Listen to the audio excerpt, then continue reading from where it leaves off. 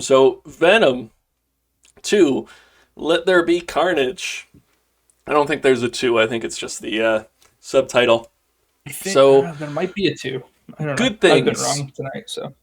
Good things. It was only 90 minutes. Wow. Aaron, do you have any good things to add to that? So, again, I think the visuals were good. I think the Venom symbiote is featured a lot prominently, like in the screen, talking to the camera, talking like very close. And I thought it looked good. Like, it's really fucking not easy to do. I mean, it's an alien like skin suit thing, that's this sort of full CGI thing that's existing in like a physical space. And I feel the same way about Carnage. I think anytime that like Woody Harrelson would sort of transform into Carnage, where like he wouldn't just like slowly become Carnage, like Carnage would sort of wrap itself like around his face and stuff. It was very like tendrils and shit, and like his teeth would kind of come like around his face and sit in front of his mouth and shit. Cool, like I said, visuals and that kind of thing. I thought the acting was fine. And I know we'll get into like plot stuff and whatever, but I think both Hardy and Harrelson like do kind of what's expected of them. Yeah, they do what's expected of them. Woody was like a little trying too hard to be like Anthony Hopkins in Silence of the Lambs a little bit. It was a little like, Hello Clarice type of like eccentric serial killer thing, like where Cletus Cassidy is just like, he's a fucking maniac. Like he almost should have been more manic and crazy, in my opinion. Not that he wasn't crazy and manic, because he is in the movie, obviously, but definitely like should be even more so. Like he's not some like sophisticated kind of person in any way, really. But otherwise, I don't know. Yeah, not a ton of redeeming stuff. Some, couple laughs here and there, but one or two. Definitely, yeah. I liked the first one more, and like I told you, Brian, I mean, I watched it on a plane, so it's not like I was seeing it like in the theater with my feet up in a fucking recliner like this one. So I would say if Venom 1 were like a buddy cop movie with Venom and Eddie, Venom 2 is like a rom-com, but like a bad one. Yeah. The writing, in my opinion, was the weakest like part of the movie. The like dialogue, there was nothing like, even like plot wise, there was no like, whoa, what a good twist, or like any kind of snappy like. I think I knew how Carnage was going to die a minute into the movie. Yeah, I don't know. Yeah, it was definitely there were a lot of lines that were like tropey, especially shit that like Woody Harrelson would say, like, get ready for carnage and like all this shit. Like they definitely had multiple times where he's just saying like cheesy lines like Carnage so many times, not referring to Carnage the symbiote. Does he ever say "Let there be carnage"? He might. He does say it so many times. I'm confident he says it like that probably at least once. In the director's you ever see that Family Guy thing, that like cutaway where he's like, "Oh, it's just like whenever they say the name of the movie in the movie itself." Yeah, no, I have seen that. So he'd be watching Spider-Man, and Spider-Man's like, "Oh, this looks just like the part in Spider-Man 2, No Way Home," and then Peter's just in the movie theater like, "Ha, he said it. There it is. He said it." There's we're really far from home on this one. Like. There's this thing they do, too, to talk about the bad writing, where, and this may just be me who thinks this is bad writing, but when in a movie, to advance the story or give characters news, they watch the news. Yeah, they watch it. And that happens like 3 or 4 times in this movie, where they're like, oh man, how do we let the other characters know what's happening? Yeah, they're literally just like events that will happen randomly just to like move the story along that don't really have anything to do with the story. They're just like, I don't know. And again, you're right that that's kind of bad like pacing and stuff, where they're just like, all right, things have gotten slow. Like we just need to introduce the next plot element. So like breaking news, like, he's breaking out of jail or whatever. Like there's no connection and no reason. And I guess that's a bad example because that would be in the news that there's like a prison break. But still, you're absolutely right that there were multiple things that the characters just happen to be watching the news at the time. Yeah. He's walking like down the street and like it's breaking It's like, news on like sorry, like, I gotta be home for the with a 6 o'clock TV in it. news. Yeah. Anyway, I would definitely say my biggest issue with the movie is the writing, which I mean hurts a lot because a movie with bad writing is generally a bad movie. But I definitely redeeming qualities. I don't know if I disliked it as much as Brian, but we'll see. We'll get into it a little bit more. Oh, just for a fun fact for you, Aaron, Tencent also involved with this movie. You, those fuckers have their little fingers in a bunch of pies, man. I don't like it.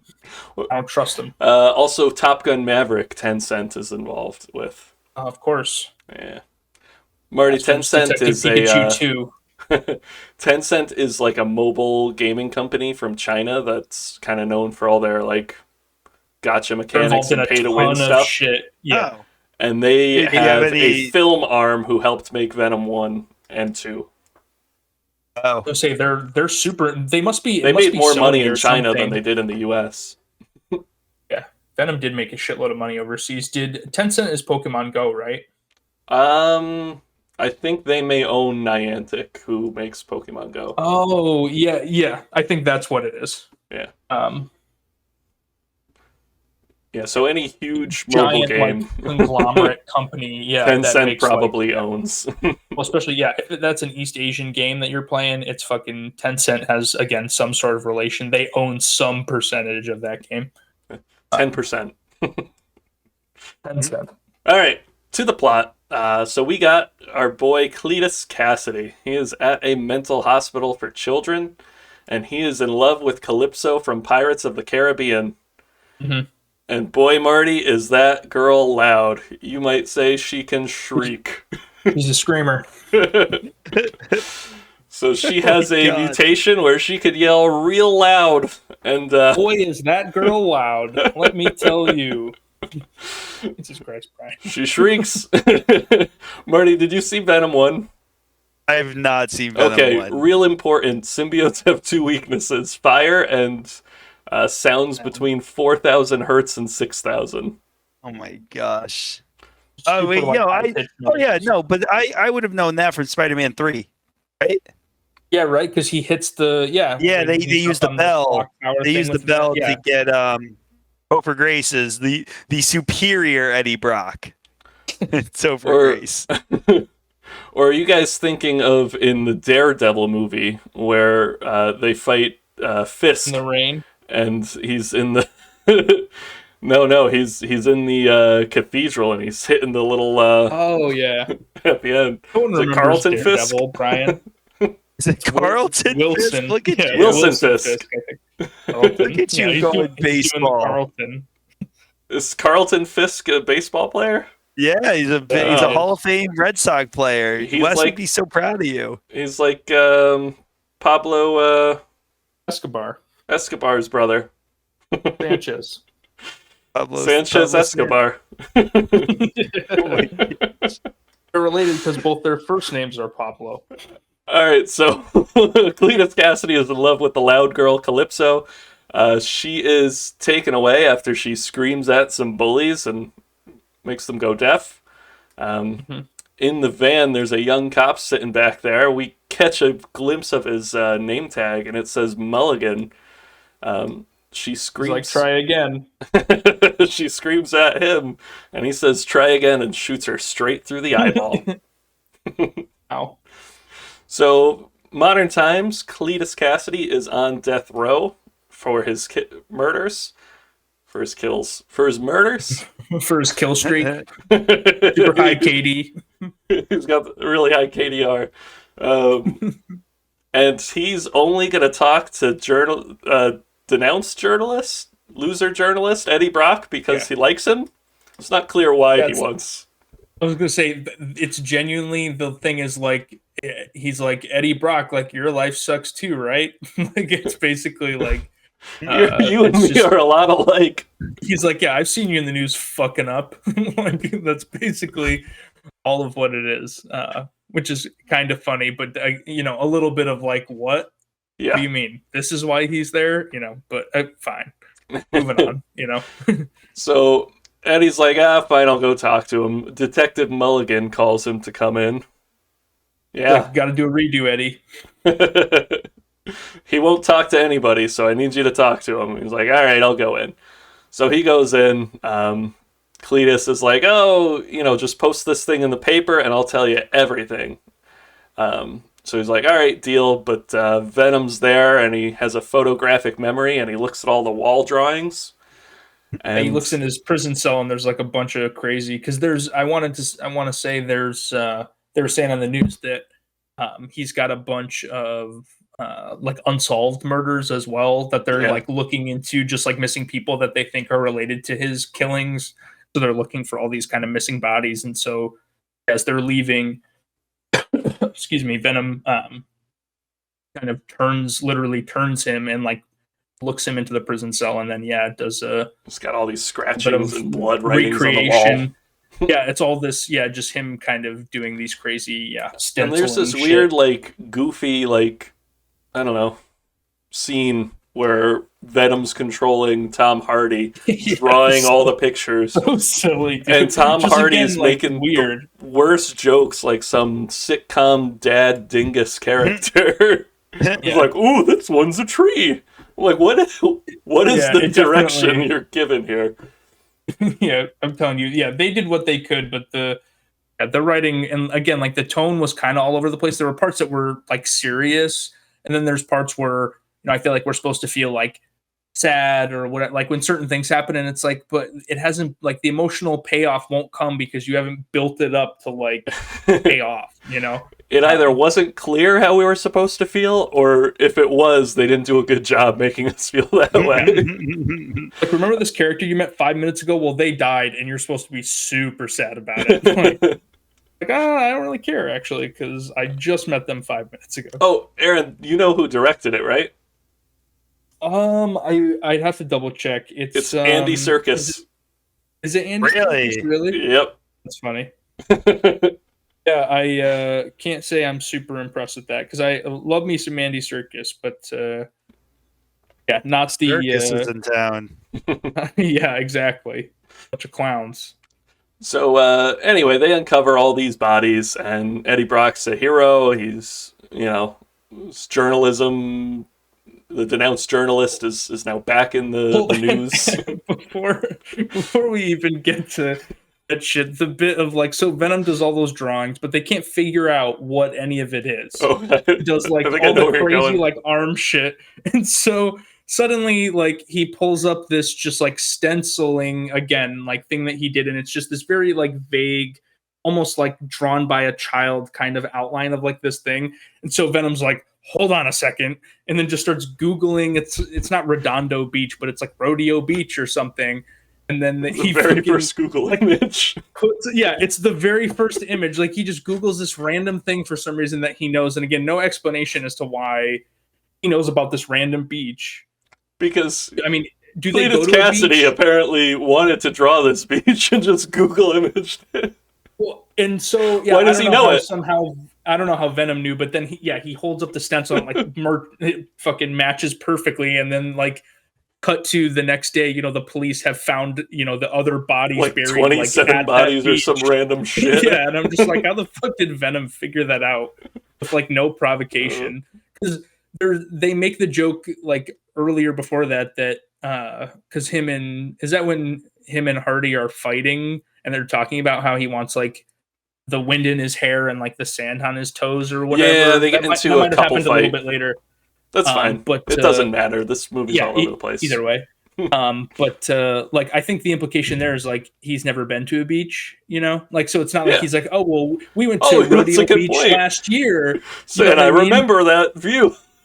Yeah, like, wait a minute, Rodeo Beach was when we, hung out with what's her face, Michelle Williams or whatever, the love interest. I forget her name in the movie. Or as Eddie Brock calls her, Anne and Dan. Yeah, but totally just him like suddenly knowing, so just to like advance the plot, like it's just first Google like, oh, I know those 3 rocks and a piece of seaweed. That's Rodeo Beach. And then they're like, alerting the police. It was just, random bullshit like that just, I don't know. The writing was just weird and kind of all over the place. So Cletus is going to get the chair. Meanwhile, Venom and Eddie have their couples fight where, Eddie won't give Venom enough credit. So they kind of fight and separate. So Venom, the symbiote, goes and takes over some bodies, and he ends up at like a rave and stuff. Actually, no, this doesn't happen yet. He's going to go visit Cletus. Well, yeah, I was going to say, I cut you off right as you were saying that they were going to visit Cletus because he was getting his like last meal, it seemed like, or something along those lines. Don't you get to choose whatever you want? And he's got like takeout French fries or something. I mean, I don't know what I would choose. I was laughing because it was like potato salad and like I can go for a potato salad. Yeah, but on death row, your last meal is potato salad. Like, I have no beef with potato salad at all. But if I'm going to die, I'm not like, give me some collard greens, potato salad, human meat. You guys like eggs in your potato salad? I don't like potato salad, so I will abstain. Oh. I don't love eggs in my potato salad. I'm not. No, I'm on your side, Aaron. I was just curious if that was a test and you passed. Cletus Cassidy is going to be put to death. Yeah. So he's giving Brock shit, kind of, while they're doing a little back and forth, he's and like, then Venom basically man? decides to intervene. Yeah, which shouldn't have done that. So he's giving Brock shit, and Venom loses his cool, and he pushes his tentacle arm out at Cletus and whips him around, and then Cletus bites Eddie and is like, "That's not human blood. You have a secret." And, it was the taste of the blood that revealed it, not the tentacle arm that shot out of Eddie Brock's chest. Oh, my God. In front of the security guard who's just on his phone playing Candy Crush or something. Yeah, that guy, how he didn't notice that guy had multiple tendrils coming off of his arm. That bit was funny, and that's one of those like parts of the movie where like Brian and I laugh, but no one else does because we're laughing at like how like silly that part is. Yeah, the theater would laugh at the bad jokes, and then we would laugh at the dumb plot points. Yeah, but like, just like, wait a minute, this makes no sense. Yeah, he's like, hold on, you have a secret. He's like, yeah, because my arm just grew into a tentacle and picked you up and smashed you into the with another Jameson meat, please. Yeah. The worst part is, that didn't even need, you didn't need to provoke Venom if you wanted him to bite him and be like, oh, he tastes the blood and it's different. Absolutely. Yep, 100%. He could have just done that. And Brock puts there's like a second where he puts the recording device on the jail cell. Bite him when he goes to grab it back. Yeah, absolutely. You literally set it up, and it was like kind of the shot was centrally looking at like him doing that, and I'm like, oh, that's when that interaction is going to happen. We knew he was going to get bitten. It's in the trailers. So strange. It was so easy. Anyway, so I guess Venom interfering did, spark more of their couples fights. So they split up. Venom starts taking over bodies, and so the symbiotes, if they don't get food, brains, or chocolate, they consume the organs of the host. Oh my God. So he's just dropping random bodies, taking them over. Say, that part was actually fucked up because there's a moment where there's this woman riding her bike, and he just latches onto her leg and starts to take her over, and she's screaming as it's happening, and they pan away and don't make kind of a big deal out of it. But I'm like, what a goofball that Venom. When you think about it, they're like, haha, he's just trying to find his way. No, he's taking and absorbing the life forces of fucking, all these different people, just legitimately murdering them. Which I'm like, that was kind of a dark bit that they just glossed over of him, just absorbing these people for sustenance. Well, they had to gloss over it so they could get to the weird costume rave. Yeah, where that long scene. Yeah, I'm like, why? Venom's at a rave, 9 feet tall, and everyone's like, cool costume, man. They're taking selfies and stuff with him. And he gets up on, that seemed like a performer that was hired. Why does security let Venom just walk up to the stage and take the microphone? Yeah, I don't know. Give a really cringy, awkward speech, and then people cheer him? What is this world? A weird speech. God, and it was just too long. I don't know. It was them like I fighting. thought he was gonna rap. He was gonna do that. They're like, I know Eminem wrote a song for this. Venom, Venom, Venom, Venom, Venom. Do you remember the first one? I do, because it's at the end of it's the credit scene, same thing as this movie. It's the song that they play at the end. Yeah. But weird. Yeah, his speech was weird, and again, just too long. And I think you said it before, like rom-commy. Yeah. I could literally imagine like this was the end of the second act in a Judd Apatow film. Which is so strange. Like, that's not. Again, I know you want to have like that kind of campy like humor and have, because whatever, it's PG-13. Like, there is for sure violence in this, but not like no blood and gore really. Like, a lot of it is implied or like shit that happens. They cut away if out of focus someone's or like gonna get off killed. screen. Or... Yeah, cutaways, totally. Yeah. This scene was super weird. Totally like unnecessary. And again, it's him sort of like finding whatever his representation to like be himself and blah blah blah. But I don't know. Like, is that where we're going? What's the message? With the plot in this movie? Like, and then it kind of takes away from it too a little bit, because the scene ends and he's like stumbling around drunk. You're like, so now he was drinking and is drunk at like the rave. Like, what's happening? Like, what is this movie? Are they like, where's Carnage and Cletus? Like, they're murdering people and Venom is drunk at a rave. Like, I don't know. Just weird. Just there's so many people. things that you could do. Yeah. Rom-com style. Yeah. Well, odd choices. So, Cletus is being put to death. Eddie's not there, but the injection, the lethal injection, awakens the symbiote that Cletus got from Eddie's blood, and he breaks out. He's Carnage, gets out of jail. Again, he becomes a tornado. He became a tornado. I forgot he became a tornado. I don't know if you remember that, but there's a moment where Carnage, like, there's so many like weird things in this movie. Just becomes a tornado, which, again, to my knowledge, whatever. Read Spider-Man comics. You just watch spin the fast animated, enough, like, you're a tornado. Like, is that in his skill set? Like, is one of his powers like he's got some sort of like Flash running in a circle, turning into a tornado inside power? I don't know. Again, weird. That's how he like blew out of the prison. Was he turned into a tornado? Strange. So he gets out of the prison and he steals a nice cherry red 68 Mustang. He stops at a gas station, kills the gas station attendant so he could use his laptop, and he plugs his Carnage tentacles into the laptop, and of course goes to www.policetopsecret.com and finds out where his girlfriend is being kept.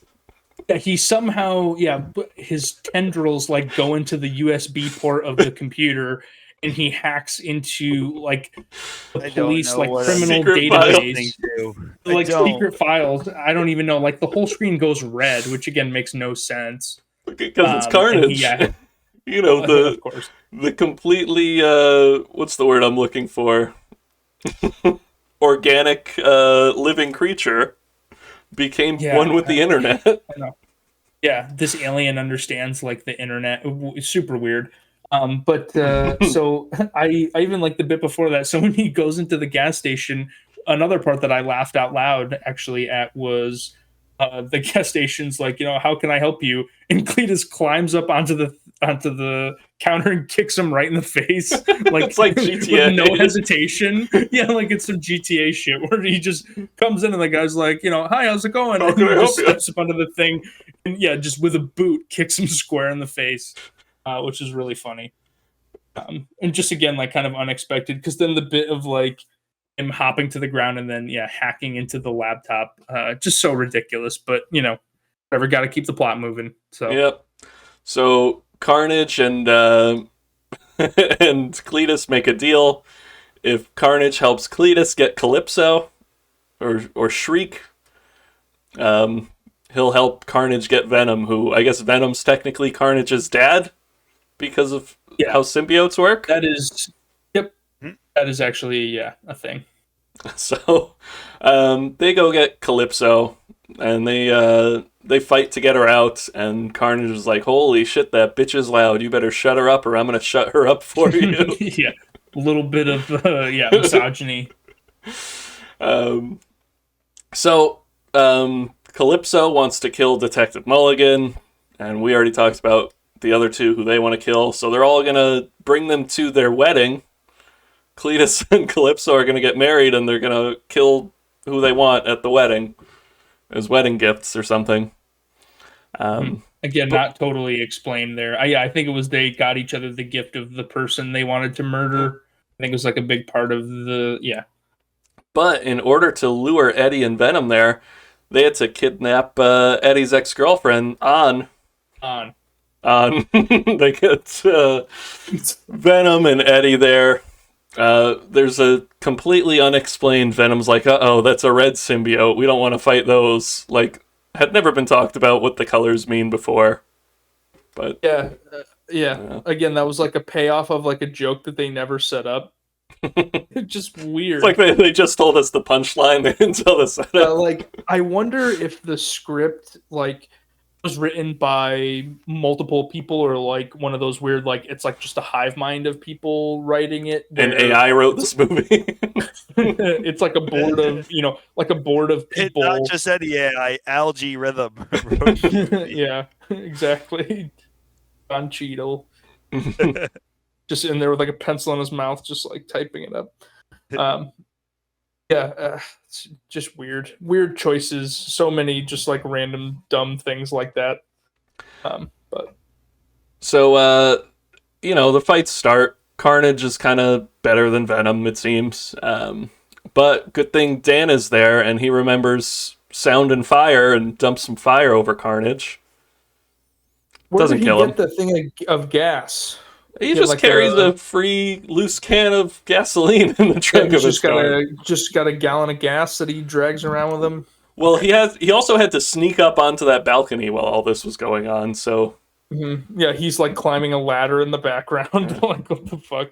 So also, I wanted to talk about Dan for a second, because I thought Dan was likable in the first movie, and then they decided, the writers told us, we didn't like Dan in the second movie. We definitely don't like Dan because he's trying to be in a relationship with the girl that Tom Hardy likes. So he's a piece of shit. Well, you made it so we don't like Tom Hardy. That's very romantic comedy of like, this guy's the villain of the movie, but in reality is just like a person who's in a relationship with like another person, kind of like the person that you like or whatever. Yeah. Like that's 75% of romantic comedies. Like, or whatever, I'm not going to fucking make that broad of a stroke, but like a large percentage of those movies will have that like plot point of, hey, this person's an asshole for like being in a relationship. The example that I hear people fucking use of like a movie turning a normal person into a villain is Mrs. Doubtfire. Or like Robin Williams is the crazy person in that movie, dressing up like a maid to like spend time with his kids, where I think it's like Pierce Brosnan or whatever's the like just the dad, and they're like, he's actually in that entire movie is never a dick and is just like a normal guy, and they're like, he's just like a decent stepfather. Him. Yeah, exactly. Like he's just a normal like decent dude, and they're like, yeah, but he's terrible because he's not Robin Williams in old woman makeup.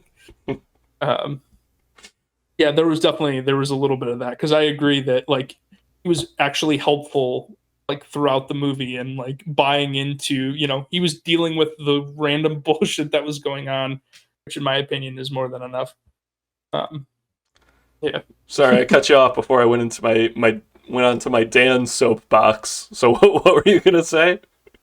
I was just gonna say, fire and sound. You were talking about that you were talking about that Carnage is stronger. So like, again, one of the things about the symbiotes is the way that they like kind of reproduce, or however the fuck it happens. Venom talks about his crazy like memory, and so one of the things about a symbiote is that like Carnage knows kind of all the shit that Venom knows, and like has sort of all of his abilities plus like sort of abilities afforded to him by his crazy connection to like his host or whatever. Like it's kind of a again, like Dragon Ball Z shit, where I'm like, So I'm stronger than like Cletus my Cassidy's dad, a who's killer. my kid is stronger than me. Like, yeah, that kind of all those things on top make Carnage like, supposedly kind of more dangerous, and that's why he kind of fucks up Venom on multiple occasions.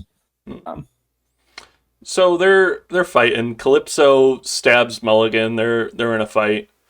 And Like, I need to read you.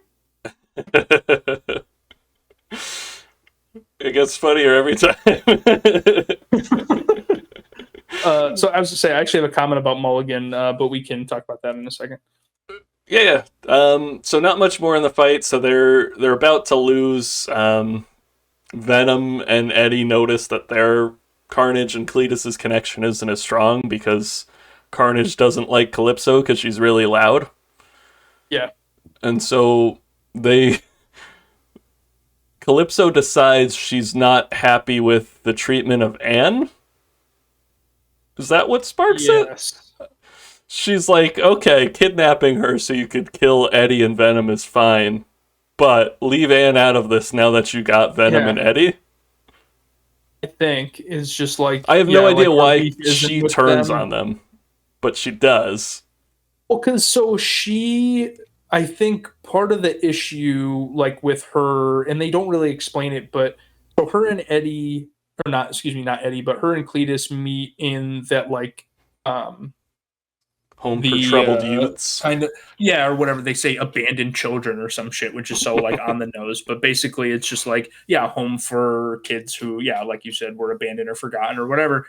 So that's not like she acted out and like went to someplace like juvie or something. Like she was just kind of left by herself. And then even the incident and the reason why she's in jail, it was kind of like a weird like misunderstanding of they're like, oh, she's really powerful and so we can't have her here, and so they take her away, and in like transporting her she freaks out and then the cop shoots her, and that's like the whole bit that then she's just in jail like forever. So it's never like she's a crazy murderer like Cletus or she's a bad person, which I think then she's kind of like has that little bit of empathy that, again, Cletus and none of those fuckers really have. Yeah. So yeah, she turns on them. Venom and Eddie kind of provoke her to scream more, which separates Carnage and Cletus. Venom eats Carnage and then eats Cletus. They blow up that whole fucking tower. Yeah. So I do like how, they destroyed some shit and were bad and now have to be on the run. So post-credit scene, they're at some resort or beach, watching a telenovela, and a little energy field passes over them, and the room kind of changes. And of course, if we gotta tell a character something, we flip on the news, we see J.K. Simmons from Far From Home talking about Tom Holland, and Venom licks the screen. He wants to lick Tom Holland's face. I'm sure we could all empathize with that. But so you're saying that they were on an island and then got teleported, basically? No, it seemed like they switched universes. Well, what they did, it was like this moment where it's Eddie and he's sitting in his bedroom, and then Venom, they're having this like a hotel I bedroom. How they get onto it? I know, like Into the Spider-Verse with Jake Johnson's with Jake Johnson's Spider-Man, how he gets pulled out of his world and just plopped into the other one. Yeah, well, Venom has that bit where he's like, "Oh, I'm going to show you like what we like a percentage of how like what we symbiotes brains work as symbiotes, because symbiotes are part of like a grand network, like Null, some crazy kind of like cosmic being guy created the symbiotes, and it's a little bit like an ant colony or whatever, where it's like a hive mind, so they all kind of communicate and like share thoughts in a way. So I think he like goes to kind of show him, and then there's this weird moment of like you said, there's like this warping around them, and they go from Eddie's like bedroom or whatever to the tropical resort, and he's just in like some guy's room. And that's when he sees the thing on the TV. I think they were already staying somewhere, but I don't think it's important because But yeah, so they end up in some guy's room, and Tom Holland's there. So he's either going to have a minute or two on screen in Far From Home or No Way Home, excuse me, or it's going to be a post-credit scene maybe. Who knows? But I said as before the post-credit scene or right after it, like, I really wish this Venom will not be in the MCU. Again, I think a huge aspect of the success of this character moving forward will be the involvement just in like the MCU, because the MCU is cheesy and like, you know, has good writing but not always the best in certain circumstances, but is like leaps and bounds ahead of what was in this movie. And I think Venom is an awesome character, and I think they do have something with Tom Hardy as Eddie Brock. So I'm hoping that him being involved either, you know, a little bit in this next one or in like, you know, the fourth Spider-Man movie or kind of however this plays out. I think his character will be much more interesting in whatever subsequent movies that Marvel is making, hopefully, and not Sony and Andy Serkis and all those guys. Yeah, maybe he can be a really good supporting character. I mean, we've seen this with, like, was it you, Brian, who wasn't a fan of, like, the Harley Quinn? Said Harley Quinn somebody said Harley Quinn was a great supporting character, but then you give her own movie and she says, eh. Oh, maybe it was I heard Aaron. It from someone. No, I like Harley Quinn. Yeah, because I haven't seen the Harley Quinn movie. Maybe it was Wes. Well, Big Marty. Or it was Daryl. Maybe it was Daryl. He stopped by after his hot air balloon. So, you wanted to talk about the detective. Are you talking about his eyes, Aaron? Oh, yeah. Yep. So I heard it's toxin or something? Yeah, because literally the character's name, it's like Detective Mulligan or whatever. Like even in the comic books, like it's like no bones about it. Like it's that guy gets infected with like a symbiote and becomes toxin or whatever. He didn't have much interaction at all with Carnage. I don't know when it happened. Yeah, he got like stabbed or whatever. Yeah, but by Calypso. No, he got hung. Yeah, I don't know.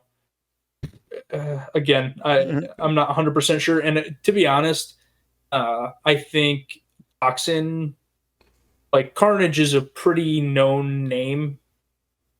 But I think the farther you get into like the Rolodex of symbiotes, because there are like it's fucking Scream and Toxin and Anti-Venom and like there's a bunch, and it grows like there's literally like a dozen or more, and no one knows who they are relative to like a Venom or a Carnage.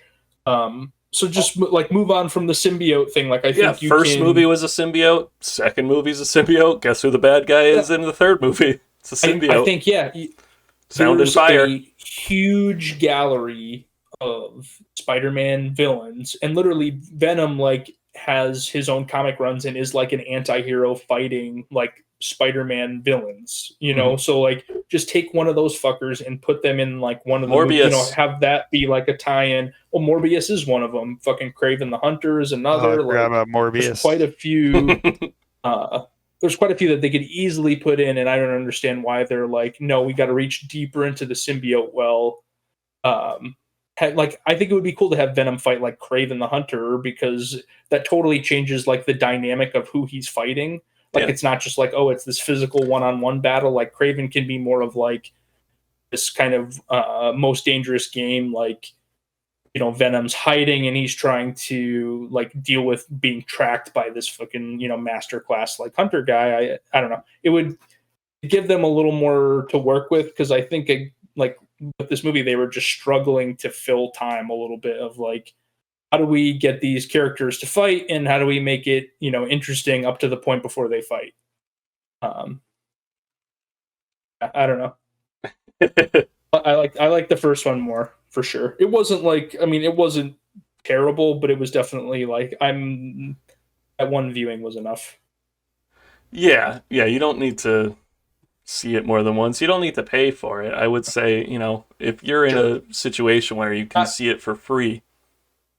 Yeah, not typically a movie that like I would go see. And I agree that if that's how we're going to kind of look at these movies of like, hey, are you, is it worthwhile to put your, $10-15 down to go see this? I'm going to say no for sure.